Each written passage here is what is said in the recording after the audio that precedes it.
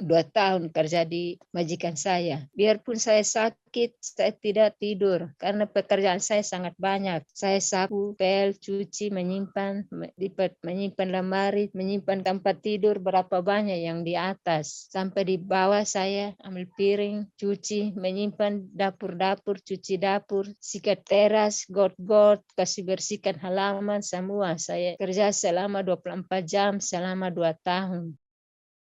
Kayak kita di rumah kerja begini-begini, nanti waktu majikan pulang dia bilang, kamu di rumah ngapain saja, tadi duduk main-main HP ya, duduk-duduk aja ya, ini belum dikerjakan. Kayak misalnya sesuatu yang saya lupa kerja, atau ya kalau saya lupa kerja begitu pasti diomelin seperti itu. Oh ya, di sana tidak ada hari libur.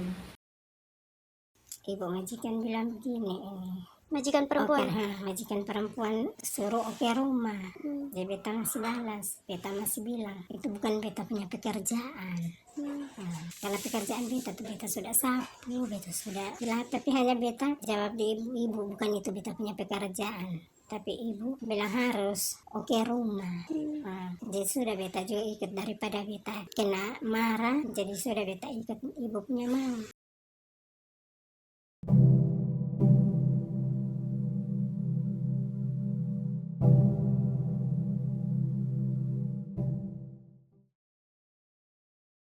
Nama beta Rina. Usia beta 42. Beta sudah berkeluarga, beta sudah nikah, anak 2 orang, suami kerja nelayan, beta asal Alor, beta pendidikan sampai SD. Bapak kerja petani juga, kerja ke kebun, sama juga dengan mama. Mama juga kerja seperti itu, kerja kebun, tanam jagung, tanam ubi. Itu pekerjaan orang tua.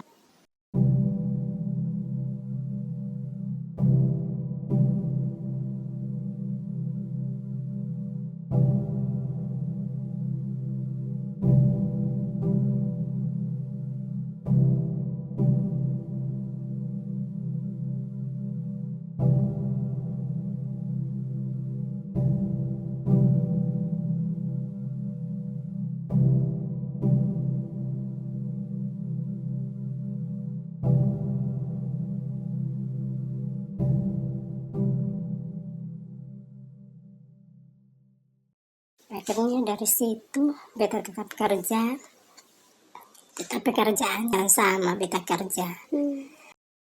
Pas ketemu suami, dia ketemu beta, jadi beta dalam keadaan hamil, dan di situ di asrama sudah bisa memilih untuk kalau ketemu sudah berumah tangga tinggal di asrama. Akhirnya beta memilih untuk keluar, tinggal sama-sama dengan suami.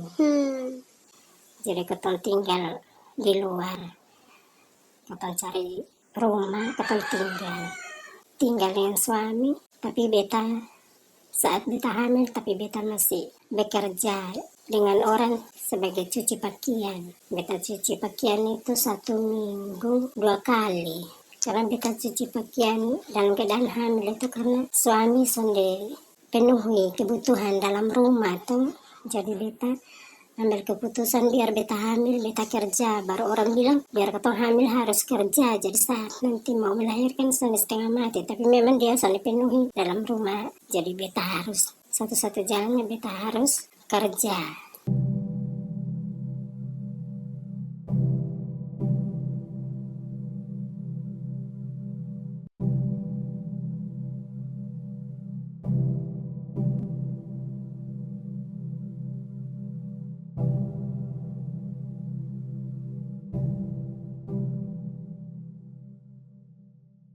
Itu ketemu masih sempat bertengkar juga. Itu juga dia pukul beta, dia pukul, pokoknya dia pukul itu. Dia bilang tidak usah atur dia, pokoknya kayak seperti dia pembahasa itu kayak bikin ketumpuk hati, itu kayak terlalu sakit dari terima dia pembahasa itu. Jadi beta diam sah, daripada beta juga pikiran karena besok bisa urus beku anak. Itu satu jalannya, lu mau pergi mana pergi, supaya lebih nyaman toh, lu senang. Itu jadi sudah begitupun dia jalan, dia masih pulang. Artinya anak perempuan itu beta tetap kerja, cuci pakaian, yang beda dapat di majikan kedua.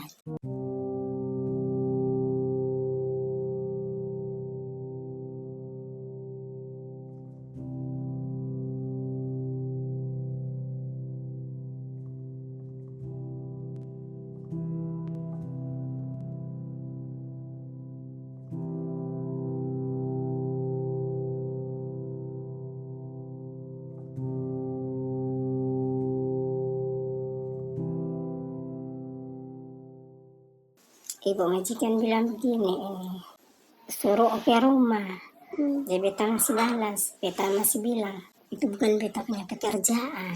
Karena pekerjaan beta sudah sapu, beta sudah, ya, tapi hanya beta jawab di ibu, bukan itu beta punya pekerjaan. Tapi ibu bilang harus oke rumah. Jadi sudah beta juga ikut, daripada beta kena marah, jadi sudah beta ikut ibu punya mau. Jadi pas beta oker, nah beta orangnya biasa oker rumah. Jadi beta oker pas alat yang pakai oker itu, dia punya ujung sebelah kena jam dinding. Artinya jatuh pica. Jatuh pica beta langsung kena marah dari ibu majikan itu. Kena marah diminta beli ganti. Jadi kena marah itu bilang kenapa harus kasih jatuh itu jam dinding. Nah beta bilang ibu beta sudah salah. Dan beta bilang begini, beta bukan pekerjaan ini ibu suruh, jadi beta soalnya tahu bikin ini dinding, soalnya tahu bikin tembok, jadi beta bikin itu karena salah dia sudah kena dari dia punya jam dinding itu jatuh. Jadi ibu minta beli ganti, maki dia maki hanya dia minta beli ganti itu jam dinding. Jadi sudah beta beli ganti. Beta kalau sudah bahasa yang begitu untuk keluar di beta usahakan beta harus beli ganti. Jadi beta beli ganti malam itu beta pulang, dia besok malam sore beta pergi cari beli jam dinding itu. Bawa pergi ibu mau terima. Dia dalam hati, beta mau omong juga nanti salah. Jadi beta biarnya dalam hati begitu mau suruh ganti. Biarnya dalam hati saya bilang begitu. Dia bilang kenapa? Ibu biar sudah taruh. Beta juga harus lawan karena dia bilang beta yang sudah kasih jatuh. Jadi ibu suruh ganti. So, begitu ibu sudah suruh ganti, kita sudah beli juga. Nah, ibu sudah tahu beta punya keadaan begitu. Jadi beta sudah beli. Tapi ibu suruh beta beli. Jadi beta beli ganti.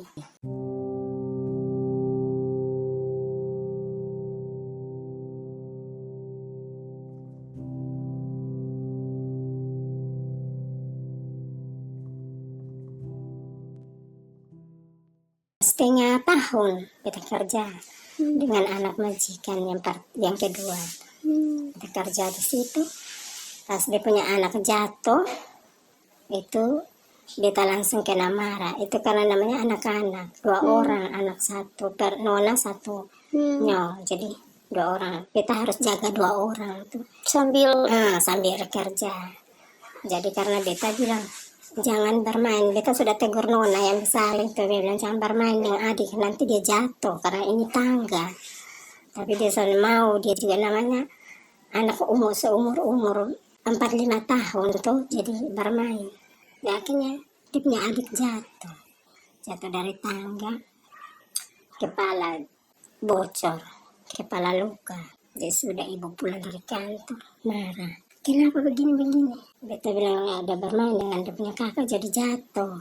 Jadi marah, bilang kenapa? Soalnya bisa lihat. Pokoknya kalau sudah marah begitu, dia bilang sudah kamu digaji, bukan kamu yang kasih gaji kita.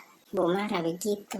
Jadi beta bilang sudah beta diam sekarang beta salah tuh. Jadi beta diam. Dia bilang sudah kalau ibu memang beta salah, beta minta maaf. Tapi ibu beta kasih tahu, beta kerja nih, beta kerja semua. Bukan beta hanya kerja cuma jaga anak. Jadi beta bilang begitu, tidak bisa. Jadi omong begitu pokoknya sudah marah. Akhirnya beta dalam keadaan pulang atau dengan dalam keadaan yang kecewa tuh. Jadi sudah pagi beta pergi. Itu dia marah sudah. Nanti ibu tidak usah kerja lah. Oh ya baik, terima kasih ibu. Beta bilang begitu. Jadi sudah beta juga pulang. Pagi beta kembali pergi. Itu kan gaji belum dikasih tuh. Itu juga 300. Beta kembali pergi. Majikan ibu dan pak duduk di depan. Panggil. Mari sini. Ya sudah beta juga pergi duduk baik-baik. Ini ambil kamu punya gaji. Kamu berhenti sudah ini hari. Oh iya baik, terima kasih ibu. Begitu biar pak mesti mau ngomong pun beta sudah pamit pulang. waktu anak jatuh tuh pokoknya sudah telepon semua keluarga, datang kumpul dan semua marah nih yang kayak ketemu punya harga diri itu kesusahannya ada lah itu. Dia punya proses itu karena ibu pulang kantor itu kan sudah lihat keadaan anak begitu tuh, duduk rame-rame di situ. Kenapa begini? Dia bilang bermain dengan dia punya kakak jadi dia jatuh, bukan beta yang kasih jatuh. Dorang dua jatuh bermain pakai jarak turun tangga akhirnya jatuh. Terus langsung buat apa? Kamu buat apa? Beta mau jawab juga nanti salah. Lu punya gaji berapa kalau bisa bawa ini anak masuk rumah sakit? Sudah dari bilang begitu, beta langsung pikir, beta bilang, aduh, ini kalau beta dengar berarti beta tambah pusing dengan ini omong-omong itu. Jadi sudah beta bilang, ibu memang sudah sore jadi beta pulang.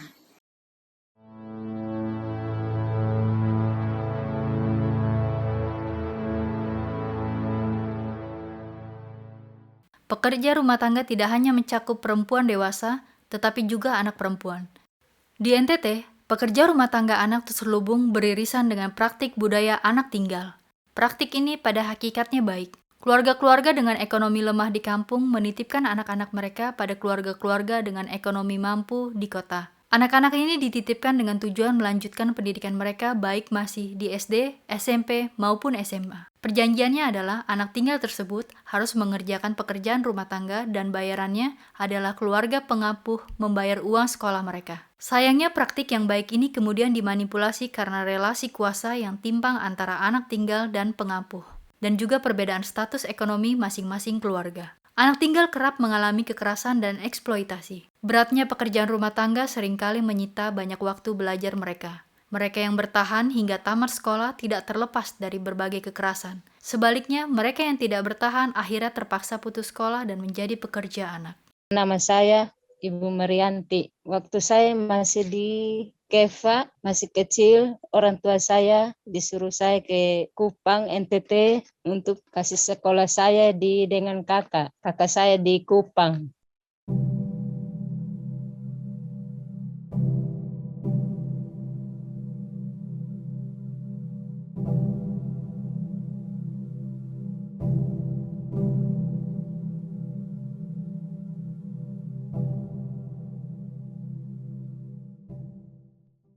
Kakak saya memang sangat kejam, sangat jahat. Sebenarnya saya masih sekolah lanjut, tetapi saya disekolahin sama dijajain di rumah kakak saya. Maka itu saya tidak sekolah dengan tamat. Maka itu saya lari dari kakak saya. Saya masuk ke pekerjaan di warung. Saya kerja di warung selama 1 tahun. Waktu saya kerja di warung itu seperti saya bangun jam 4 hampir siang untuk mau masak-masak dalam warung sini untuk memenasi makanan, dan bos saya pergi belanja di pasar.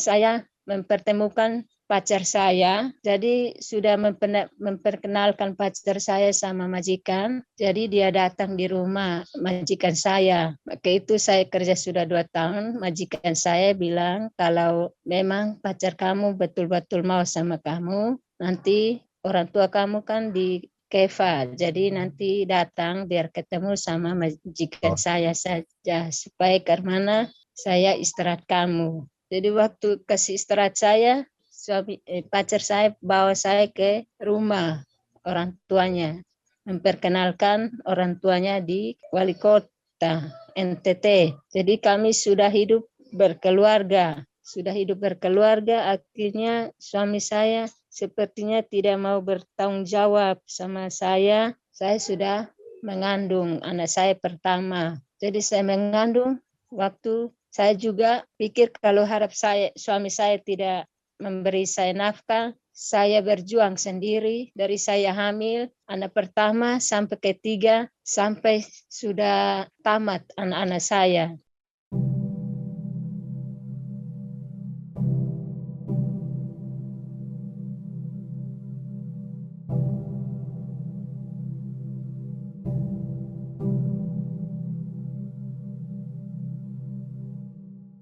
Itu pengeluaran saya setiap hari untuk anak-anak saya dari sekolah, untuk kebutuhan di rumah tangga sangat sulit, terlalu banyak. Maka saya sebagai ibu rumah tangga yang selalu banyak sabar untuk menghadapi semua yang saya alami dari suami saya dengan saya mengurus ketiga anak saya yang sudah tamat sekolah.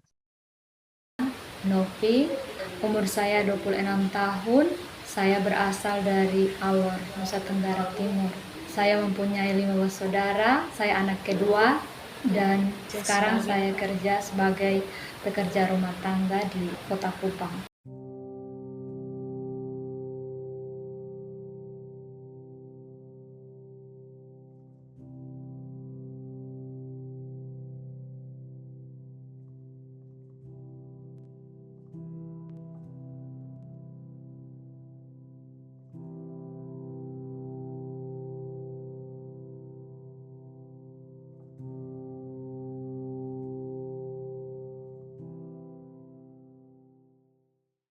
Di sana saya menjaga anaknya selama setahun, dan selanjutnya dia bilang ke orang tua saya, katanya mau urus saya untuk lanjut SMA. Saya SMA-nya di Kalabahim dan diurus sama majikan saya yang itu, guru saya itu.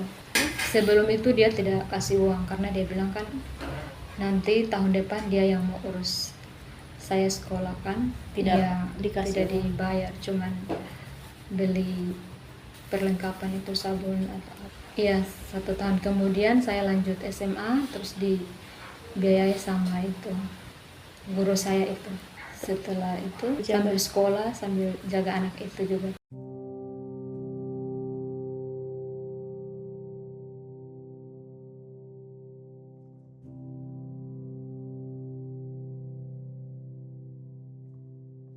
Jika bekerja di Kota Kupang tidak memberi perubahan ekonomi keluarga menjadi lebih baik, maka bekerja di luar NTT terpaksa menjadi pilihan mereka. Sayangnya dalam proses perekrutan, mereka rentan terjebak menjadi korban mafia perdagangan orang karena kurangnya informasi yang memadai. Mereka direkrut oleh orang terdekat, termasuk keluarga dan tetangga dengan iming-iming gaji yang tinggi. Sayangnya selama bekerja, mereka harus mengalami kekerasan dan eksploitasi.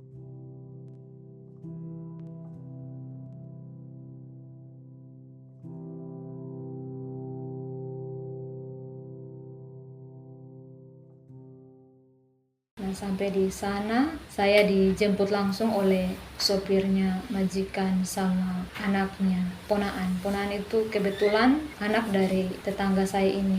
Sampai di sana waktu itu malam, terus kita kenalan sama bos, sama majikan. Habis itu dia bilang nanti gaji kamu sebulan 1 juta. Jadi saya bangun jam 5, habis itu bantu ibu itu, bantu masak sampai selesai, mereka makan, habis itu mereka pergi ke kantor dan saya disuruh jaga oma ini, ada oma di situ kebetulan, jadi saya jaga oma sambil beres-beres rumah, cuci pakaian, sapu pel. Nah, setelah bekerja kurang lebih 1 tahun atau setengah tahun, saya sudah tidak merasa nyaman begitu. Iya, karena jam tidurnya kayak malam tidurnya jam 11 atau jam 12. Jadi kalau sudah habis kerja tidak boleh ke kamar. Jadi harus kerja apa begitu, lap-lap raka. Jadi jangan tidur dulu jangan tidur sebelum jam 11 atau jam 12. Mungkin mereka tidak mau rugi atau bagaimana jadi kalau kita suruh ke kamar nanti dipanggil, bilang jangan masuk kamar dulu. Seperti kalau ada piring kotor atau gelas kotor yang masih di tempat cuci piring, walaupun 1 saja pasti akan dipanggil untuk keluar cuci ini dulu, cuci piring ini dulu.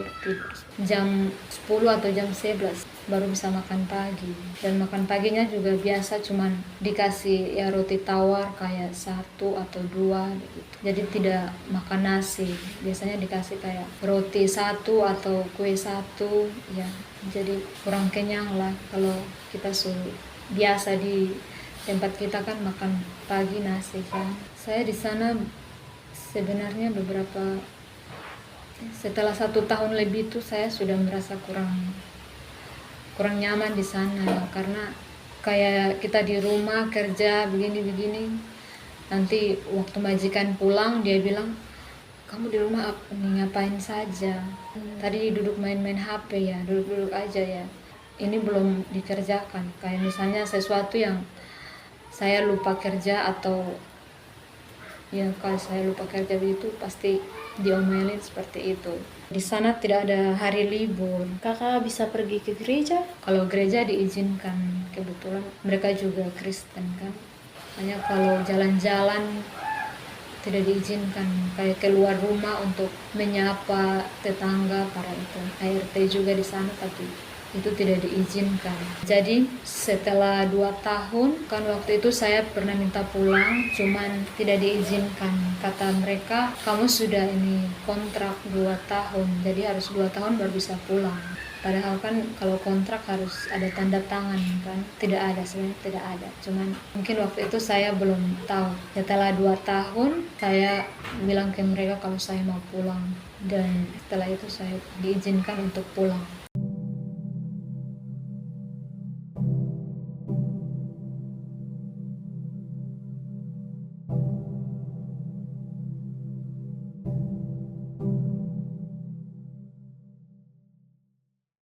Majikan saya terlalu baik, makanya majikan saya di Malaysia sudah lihat foto saya di Medan. Jadi majikan saya di Medan bahwa kakak ini kerjanya bagus. Jadi visa saya sudah turun, maka itu saya ke Malaysia. Jadi majikan saya orang India. Orang India, majikan saya datang di kantor Malaysia untuk amal saya, bawa saya ke majikan India punya rumah. Sampai di rumah majikan saya kerja selama hampir 4 bulan. 3 bulan untuk gaji, untuk ejeng. Masuk 4 bulan itu gaji saya. Tapi saya kerja selama 3 bulan, pekerjaan saya sangat sulit dan berat. Saya mau paksa kerja seterusnya, akhirnya saya tidak sanggup lagi. Itu tangan saya sudah tercopot jarinya, kaki saya sudah kena kutu air. Saya hampir saya mau minta ejeng, mau minta pindah saja, cari saya majikan lebih baik. Majikan ejeng saya minta sabar, kalau kawan kamu dari NTT sudah datang, baru saya cari kamu majikan lebih bagus lagi. Karena itu majikan saya India, orangnya terlalu kejam. Saya takut nanti diancam sama saya dengan apa, barang apa, saya takut. Itu pekerjaan saya memang sangat berat. Saya kerja, bangun pagi saya cuci oto, menyimpan dalam rumah, menyimpan sarapan pagi untuk majikan saya, cuci pakaian, setrika, sapu, pel, cuci teras, kayak urus anjing. Semuanya saya urus dalam rumah tangga selama 24 jam. Waktu saya tidur hanya 1 jam saja, tapi tidur tidak tenang. Itu saya kerja sudah mau masuk 4 bulan, mau ambil gaji saya, tetapi hanya 3 bulan saja. Jadi uang gaji saya yang 3 bulan sudah serahkan di ejeng. Maka itu saya minta pindah. Saya bilang, Kak, saya mau minta pindah karena kerja saya di majikan India sangat berat. Jadi saya mau minta pindah, kakak tolong cari saya pekerjaan yang lebih ringan lagi. Itu waktu gaji masih 400 ringgit. Jadi Kak Ejeng bilang, oke, nanti saya cari kamu kerja lebih bagus lagi. Jadi kamu tunggu saja, kerja saja di situ. Nanti kawan kamu sudah datang di Malaysia, baru kamu pindah. Saya cari kamu orang yang lebih bagus, majikan yang lebih bagus, kerja lebih bagus. Jadi puji Tuhan, ejeng saya sudah dapat majikan yang saya kerja lebih bagus. Puji Tuhan saya mendapat orang Cina, tapi agamanya Kristen sama-sama dengan saya. Jadi saya kerja lebih bagus, saya dapat majikan saya, orang tua jompo 2 orang, dengan majikan yang baik. Waktu itu saya di India, badan saya tinggal lidi saja, lihat saya takut kalau lihat saya hampir mati. Jadi majikan saya kasihan sama saya. Saya masuk malam di majikan Cina. Dia punya mamanya kasihan sama saya. Kasihan anak ini sudah mau mati. Saya bilang kerja saya memang terlalu banyak di orang India, maka itu saya minta pindah. Jadi nenek ini kasihan sama saya, dia bilang sama anaknya, kasih dia kerja lebih ringan. Jadi saya kerja hanya membantu mamanya sama bapaknya yang sudah tua di rumah. Saya tetap kerja sampai selama 2 tahun. Itu saya rela saja demi berjuang sampai saya tamat. Jadi saya orangnya sabar selama 2 tahun supaya saya bisa pulang kembali ke Indonesia untuk melihat anak-anak saya yang di NTT. Saya sudah kerja selama 2 tahun, 2008 sudah selesai saya punya kerja di Malaysia, saya pulang ke Indonesia NTT untuk mempertemukan anak-anak saya di NTT.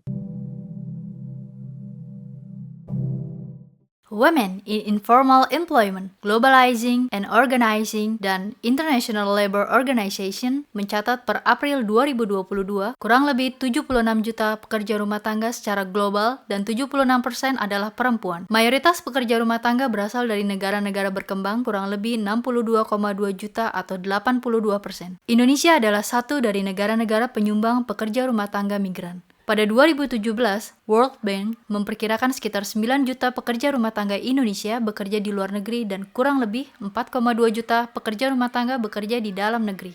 Nusa Tenggara Timur, Indonesia disebut sebagai salah satu provinsi penyumbang tenaga kerja terbanyak ke luar negeri. NTT juga mendapat predikat sebagai provinsi dengan tingginya angka kasus perdagangan orang. Banyak kasus penyiksaan dan eksploitasi berujung kematian dialami para pekerja.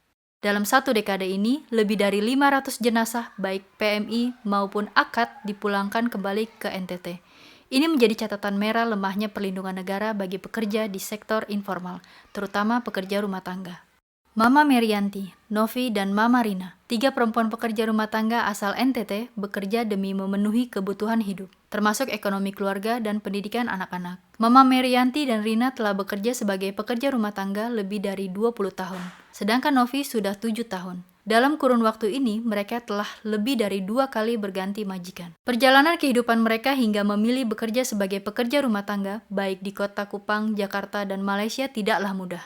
Kondisi ekonomi keluarga yang sulit, menjalani kehidupan sebagai anak yatim sejak masa kecil, menjadi anak tinggal, putus sekolah, hingga pengalaman KDRT menjadi alasan mereka bekerja sebagai pekerja rumah tangga. Sayangnya selama bekerja, mereka kerap mengalami kekerasan dari majikannya. Mulai dari beban kerja yang banyak, upah yang tidak layak, kekerasan fisik dan psikis, kerja overtime, dan tidak mendapat waktu libur yang cukup. Pengalaman hidup yang mereka ceritakan ini mewakili kondisi rentan pekerja rumah tangga baik yang bekerja di luar negeri maupun dalam negeri. Harapan untuk perubahan masa depan bagi anak-anak mereka menjadi daya juang untuk keluar dari segala bentuk lapisan penindasan yang mereka alami.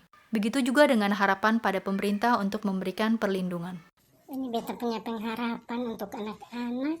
Beta minta anak-anak itu bisa sekolah jadi baik sampai biar beta cari uang seperti beta bekerja sebagai pekerja rumah tangga, tapi beta minta supaya mereka itu sekolah jadi sampai perguruan tinggi atau sampai pun orang tetap jalani dalam punya pendidikan, dan juga sekolah baik-baik bisa raih apa yang terjadi cita-cita.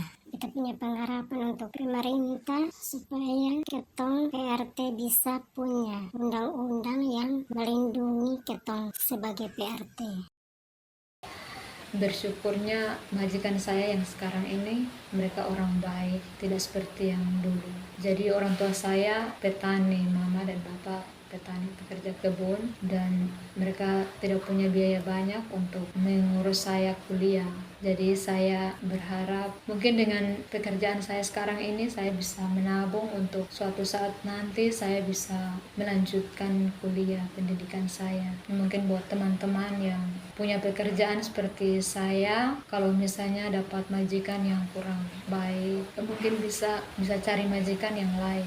Kepada masyarakat khususnya majikan, semoga majikan bisa memperlakukan kami sebagai pekerja rumah tangga, sebagai seperti keluarga sendiri, supaya kami juga bisa bekerja melayani majikan dengan baik. Dan kepada pemerintah, semoga pemerintah mempunyai aturan atau perlindungan buat kami dalam pekerjaan kami sebagai pekerja rumah tangga. Dan kepada gereja, saya berharap semoga gereja juga mempunyai aturan atau perlindungan yang bisa mendorong seseorang untuk bisa berlaku baik, khususnya majikan atau majikan kami, karena mungkin majikan kami juga salah seorang jemaat gereja dan kami sendiri pun juga sebagai salah seorang jemaat daripada gereja.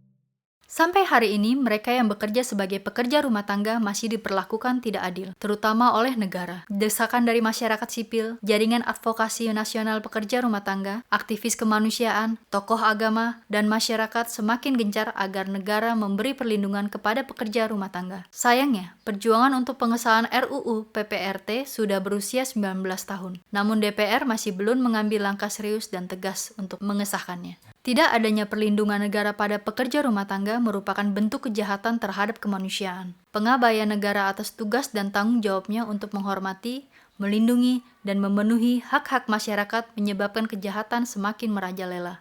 Masalah perdagangan orang juga menyasar kelompok rentan, terutama para pekerja rumah tangga sebagai target. Kondisi rentan mereka seperti situasi ekonomi yang sulit, stigma dan diskriminasi, pendidikan dan informasi yang minim, dan KDRT menjadi faktor pendorong orang bermigrasi. Kota Kupang tidak saja menjadi tempat transit bagi mereka yang terpaksa harus bekerja sebagai pekerja rumah tangga.